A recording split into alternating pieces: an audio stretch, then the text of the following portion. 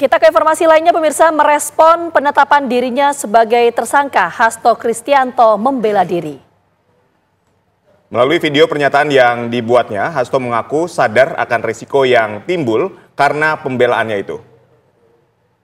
Dan mengapa Hasto membuat video itu? Selengkapnya dalam Benang Merah, Hasto jadi tersangka, siapa membela?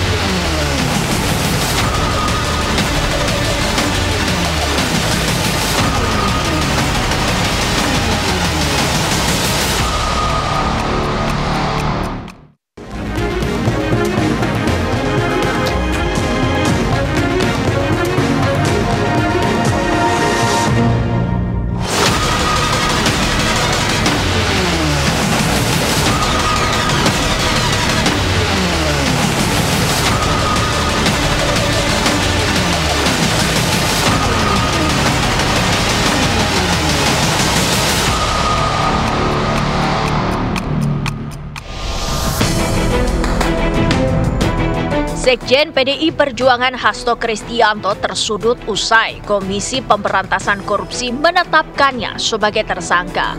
Tapi salah satu kader terbaik Banteng Moncong Putih itu tak sendirian menanggung beban. PDI Perjuangan disebut bakal memberikan bantuan hukum untuk Hasto. Namun diakui PDI Perjuangan juga butuh strategi yang pas perihal bantuan hukum yang akan diberikan. Di sisi lain, partai juga masih menunggu arahan Ketua Umum Megawati Soekarno Putri. PDI Perjuangan menuding langkah hukum yang diarahkan kepada Hasto layaknya formalitas teknis yang syarat politisasi. Banteng Moncong Putih juga meyakini apa yang menerpa Hasto saat ini sebagai buah sikapnya yang kerap mengkritik tajam pemerintahan sebelumnya.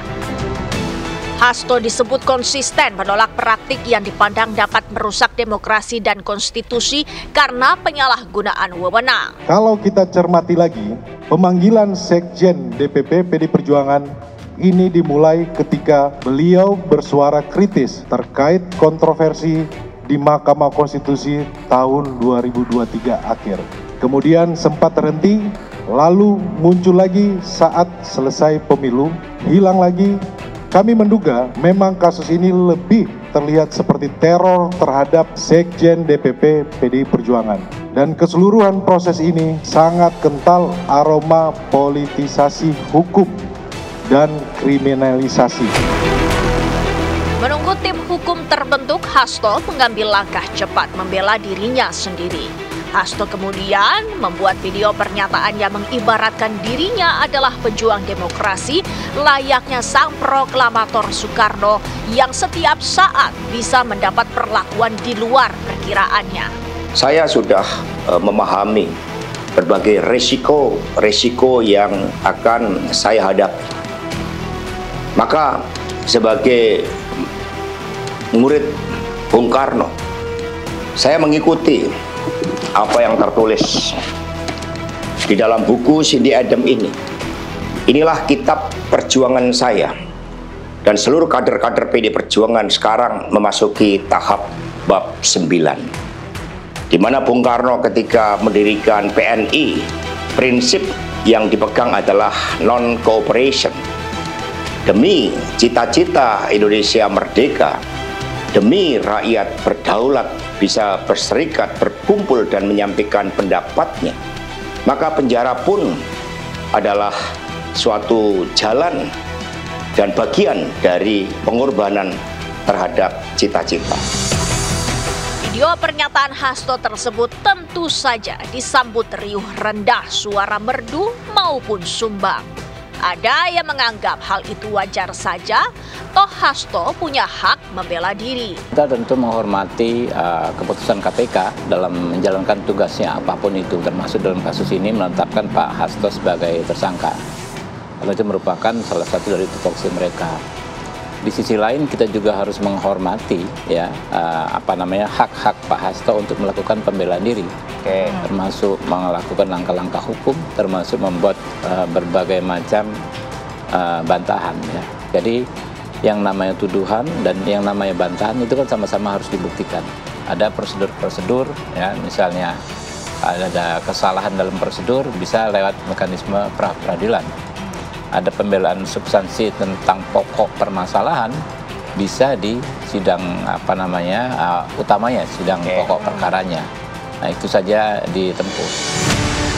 Ada pula yang menilai pernyataan Hasto selama ini kerap kontraproduktif. Saudara Hasto Kristianto selama ini dari ocehannya, dari penyampaiannya itu kontraproduktif. Saya berani bertaruh kok, dan sampai sekarang saya juga masih berani bertaruh bahwa yang selama ini oleh saudara Sekjen Hasto Kristianto itu dari pendapatnya, dari ocehannya ini justru menurut saya ini merugikan citra partai. Terbukti kita kalah pilpres, kita kalah di pilkada, bupati, wali kota, gubernur, meskipun kita ada yang menang, tapi kan porsi kita berkurang ini. Ini salah satunya dan bisa saya pertanggungjawabkan ya karena ocehan-ocehan yang menurut saya murahan. Selain rencana pembentukan tim pembela dan beredarnya video pernyataan pembelaan Hasto, dukungan untuk Hasto juga muncul dalam bentuk lain. Kali ini dukungan itu cenderung bernada menggertak. Disebutkan ada sejumlah video yang menunjukkan tindakan para elit politik yang ditengarai menyalahgunakan kewenangannya. Bentuk penyalahgunaan itu mulai dari korupsi hingga intervensi proses penegakan hukum. Video-video yang keberadaannya masih disembunyikan itu diibaratkan serupa bom waktu.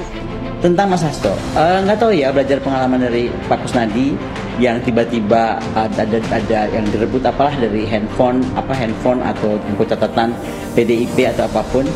Saya cuma ngasih tahu aja sebagai sahabatnya, pada saat saya pulang ke Jakarta banyak dokumen penting sudah saya amankan. Jadi yang takut dokumennya bisa dihilangkan dan bagaimana lah gitu, udah saya amankan di Rusia.